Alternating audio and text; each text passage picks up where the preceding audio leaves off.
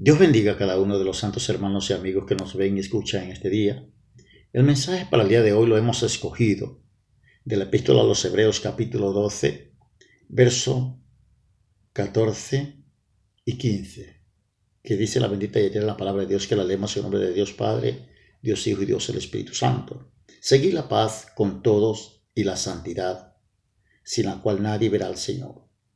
Mirad bien, no sea que alguno deje de alcanzar la gracia de Dios, que brotando alguna raíz de amargura os estorbe y por ella muchos sean contaminados. Santo es el Señor. Estamos tomando una de las cartas, la carta a los Hebreos, el único libro en la Biblia que aún no tiene un escritor en el cual se crea firmemente que es quien la escribió. Por el año 180 después de Cristo, en Alejandría, era donde se creía que el escrito de los Hebreos pertenecía al apóstol Pablo. Eso en la iglesia del Oriente, pero en la iglesia de Occidente, incluso era todo lo contrario. Pensaban que hasta el año 400, pensaban la iglesia de Occidente que hebreo no debería ser incluido con el canon. Entonces, pero vemos que la epístola a los Hebreos, aunque no tiene un escritor firme, ya adjudicado, también hubieron otros participantes, los cuales los grandes estudiosos de la Sagrada Escritura le han asignado como son los autores. Tal es el caso de Bernabé, debido a que Bernabé era levita, y como era levita era conocedor de las Sagradas Escrituras del Antiguo Testamento, y por ende le adjudican, en los primeros años le adjudicaron esta epístola, ahí por el año 250 más o menos después de Cristo, le adjudicaron esta epístola a Bernabé. También le adjudicaron esta epístola a los hebreos al doctor Lucas, también a Silvano. Y es en la Edad Media donde Martín Lutero es el que piensa él que la epístola puede ser de Apolos, en vista de que Apolo también era un erudito en la palabra y además era procedente de Alejandría. Bien. Pero a pesar de que en la epístola a los Hebreos no hay un escritor firme, pero la riqueza del koiné, que es uno de los seis dialectos de aquel entonces, el koiné estuvo en su vigente. Este dialecto griego no era el que usaban los filósofos, era el dialecto griego del pueblo, y tuvo desde el año 330 antes de Cristo hasta el año 330 después de Cristo, ¿no? Ahora, dice la palabra de Dios: seguir la paz con todos y la santidad, sin la cual nadie verá al Señor. Cuando hablamos de paz, por ende, dice el diccionario que paz significa ausencia de guerra, ausencia de contienda, ¿no? También dice que es armonía entre los hombres, armonía en el hogar, armonía en la iglesia, es armonía entre dos naciones, pero también es armonía entre Dios y el hombre. Eso es lo que conocemos como la paz y la santidad, sin la cual nadie verá al Señor. La paz que conoce el pueblo de Israel, que es Shalom, eso va más allá, es algo más estricto y es totalmente diferente a la paz con la que ahora hablamos aquí en Hebreos, ¿no? Y sin santidad, porque dice que sin santidad nadie verá al Señor. Eso es un mandato, un requisito indispensable para el cristiano, la santidad. Este es el requisito indispensable y es el requisito número 1 para llamarse cristiano, para ser seguidor del Señor Jesucristo y por ende ser discípulo del Señor Jesucristo. Lo primero es la santidad. Si un cristiano, llamándose cristiano, no vive en santidad, no es cristiano. Y por ende tampoco la santidad es algo que se refleja en aquellas personas, porque la santidad no es de la noche a la mañana, ni tampoco la santidad es algo de abrir la boca y digo, bueno, pues sí, yo ya soy santo. No, es un proceso el cual lo ejecuta el Señor Espíritu Santo, ¿no? Por eso dice seguir la paz, porque sin paz, si a usted le roban la paz, usted está en cero. Pero que si usted no vive en santidad y sin paz, pues prácticamente está en el mundo.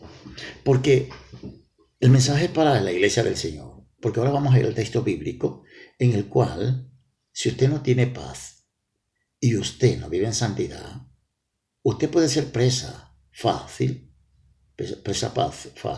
de cualquier conversación dentro de la iglesia. Porque usted dentro de la iglesia tiene que entender, lleva un riesgo grande. Lleva un riesgo grande ¿de qué? De ser excluido del reino de Dios. De una manera impresionante, porque no todas las conversaciones que se vierten dentro de las iglesias son conversaciones a las cuales usted tiene que prestar su oído. Dice, seguir la paz con toda la santidad sin la cual nadie verá al Señor. Pero el verso 15 dice, mirad bien, no sea que alguno deje de alcanzar la gracia de Dios. Mirad bien. La palabra mirad bien significa que usted tiene que tener un sentido ejercitado. Usted tiene que montar vigilancia en una conversación. Mirad bien, teniendo un sentido probablemente intensivo, dice el diccionario. Ejercer supervisión, cuidarse de. Porque cualquiera puede venir a usted y traerle una conversación y a usted tomarlo como su cautivo y hacerlo su botín. Pero no solamente eso, sino que las consecuencias de una conversación de una persona que tiene raíz de amargura pueden ser nefastas, no solamente para el cristiano que escucha la conversación, sino para su descendencia. Porque dice, mira bien, no sea que alguno deje de alcanzar la gracia de Dios. Que alguno deje de alcanzar la gracia, quiere decir, hermanos, que si usted no está viviendo en santidad, si usted no está acorde con lo que la Sagrada Escritura nos dice, y usted no vive lo que la Sagrada Escritura a donde le impulsa, a donde le empuja, ¿no? Usted puede venir hacia atrás, porque eso dice que alguno deje de alcanzar, o sea, venir atrás o a quedar sin. Se usa en el sentido de carecer de algo, porque esa es la palabra griega que es ustereo, carecer de algo. Por eso dice, mirad bien, no sea que alguno deje de alcanzar la gracia de Dios. No. Que brotando alguna raíz de amargura. Brotar significa crecer, nacido de una semilla, ¿no? Y raíz es causa, origen, fuente. De aquello que surge de una raíz significa un vástago, pero esta misma palabra significa también descendencia, dicho de descendencia. Por eso dice el texto bíblico, mira bien, no sea que alguno deje de alcanzar la gracia de Dios, que brotando alguna raíz de amargura, que brotando alguna raíz de amargura. Amargura es impresionante. Amargura quiere decir, el texto, hay 3 palabras para amargura en el griego. La una es pikraino. Y pikraino viene de una raíz que significa pic. Y pic significa pinchar, cortar. Significa en la voz activa significa ser áspero, desapacible, ¿no? O hacer amargo, hacer amargar. Y en la voz pasiva significa ser amargado. Son 2 posiciones diferentes. Porque usted tiene que entender que hay muchas personas que de un momento a otro tienen una explosión, como se dice en el mundo, tiene una mecha corta, ¿no? De un momento a otro tienen unos pronto, en el cual causa muchos daños. Pero hay otro tipo de persona que nunca sonríe, que vive en ese proceso. Es el que es amargado y vive en proceso pasivo. Pero ya su hábitat es la amargura. La segunda palabra es picria. Y picria es la palabra que corresponde aquí al verso 15 del capítulo 12 de los Hebreos, que dice, picria significa amargura, metafóricamente de una condición de extrema maldad, de hiel de amargura, de maledicencia, de aborrecimiento amargo. O sea, porque usted tiene que tener en cuenta que dentro de la iglesia no todos vienen por el Señor, o no todos están firmes en el Señor, ¿no? Picria se refiere en el sentido, metafóricamente, de una raíz de amargura productora de frutos amargos. Porque, note que el texto bíblico dice, mira bien, no sea que alguno deje de alcanzar la gracia de Dios que brotando alguna raíz de amargura. La amargura es la que tiene raíz, pero la amargura no opera sola, siempre va con enojo y con ira, van las tres juntas, ¿no? Y la amargura y el enojo tienden a operar en el hígado. Ahora, ¿qué dice la palabra? Dice productora de frutos amargos. Por eso dice, no sea que alguno deje de alcanzar la gracia, que brotando alguna raíz de amargura os estorbe y por ella muchos sean contaminados. Muchos, ¿por qué? Porque una persona que tiene una raíz de amargura es una persona que ya está contaminada, ¿no? Y una persona que va a ir contaminando. Porque la misma palabra raíz viene de la palabra descendencia. O sea, esa persona no solamente que ha sido excluida, ha sido descalificada del reino de Dios, sino que está haciendo que su descendencia sea descalificada. Ahora, dice, alguna raíz de amargura os estorbe. Esta palabra estorbe viene de la misma palabra en griego, que es enocleo. Y enocleo significa atormentar, es lo mismo. Estorbar y atormentar vienen de la misma palabra enocleo. Y enocleo significa multitud, gentío. Dice, atormentados por espíritus malignos, por multitud de espíritus malignos. Esa es la raíz de amargura. Por eso nosotros tenemos que tener muy claro, dentro de la iglesia, cuando vamos a la iglesia, la palabra de Dios nos dice que cuidaros vuestra salvación con temor y temblor. Porque dentro de la iglesia usted puede quedar descalificado, porque la palabra que vamos a tocar ahora es impresionante. Dice, os estorbe y por ella muchos sean contaminados. Esa es la palabra del mensaje, contaminado. Ahora, la palabra contaminado viene del griego, contaminar viene del griego miaino. Y miaino significa manchar con otro, teñir con otro color, manchar con otro color, como teñir el vidrio. O sea, enviar significa también ensuciar, contaminar, corromper. O sea, ¿pero por qué? Usted tiene que tener mucho cuidado, porque cuando alguien viene con un comentario y esa persona tiene sus raíces de amargura, ese comentario va a hacer en usted estragos desastrosos. ¿Por qué? Porque desde el momento que usted presta su oído, usted ya queda contaminado, manchado, sus vestiduras ya no son blancas. Ahora, miaino, esta misma palabra es también para orine. Y la palabra, entonces, podemos entender de qué manera los animales marcan su territorio, con orine. Cuando viene una persona con amargura, lo que hace es mancharlo, contaminarlo, descalificarlo del reino de Dios. Lo hace su botín, su cautivo, ¿no? Y usted queda teñido de otro color. Pero no solamente usted, sino todo lo suyo. Por eso usted dentro de la iglesia, usted tiene que tener mucho cuidado. A la iglesia venimos a adorar, a glorificar, a exaltar el nombre de nuestro Señor, a aprender de la palabra de Dios.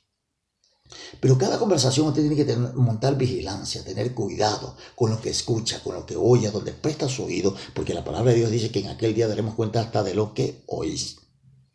Hermanos, es impresionante ver que dentro del pueblo de Dios, hermanos con 10, 20, 15, 30 años en el Evangelio, y viven con raíces de amargura, y no han ido a ninguna parte y no van a ir. ¿Por qué? Porque Dios no comparte su gloria con nadie. Y porque con esas raíces de amargura, dice el diccionario, que es productora de frutos amargos. Y de eso se ve mucho.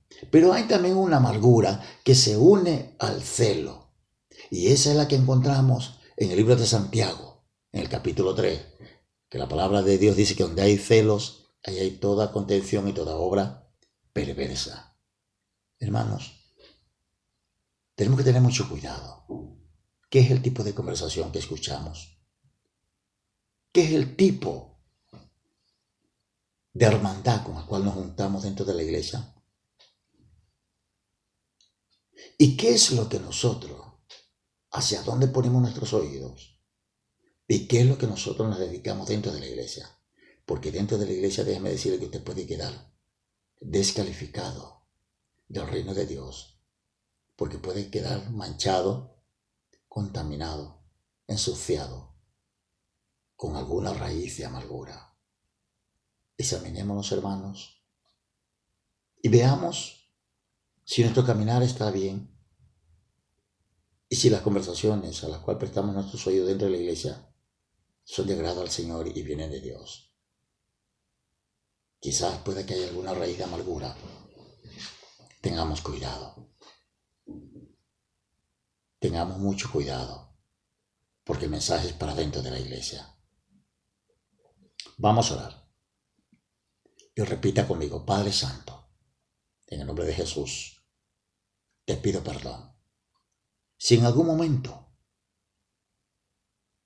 he vivido por mucho tiempo con raíces de amargura, hoy, Señor, rompo toda conexión con la amargura, quebranto toda raíz de amargura en el nombre poderoso de Jesús. Me desligo de la amargura en el nombre poderoso de Jesús. Y ahora mismo, en el nombre poderoso de Jesús, renuncio a la amargura. Le quito todo derecho legal en mi vida a la amargura. Y le prohíbo operar en mi vida, en el poderoso nombre de Jesús.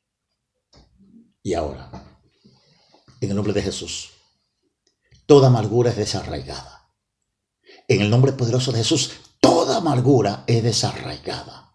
En el nombre de Jesús, toda raíz de amargura es desarraigada, arrancada, en el poderoso nombre de Jesús. Toda raíz de amargura es arrancada, es desarraigada, en el nombre poderoso de Jesús, arrancada, en el nombre poderoso de Jesús, desarraigada, y conjuntamente con enojo e ira se van para dentro del abismo. En el nombre poderoso de Jesús, para dentro del abismo. En el nombre poderoso de Jesús, fuera amargura, fuera enojo, fuera iras, para siempre.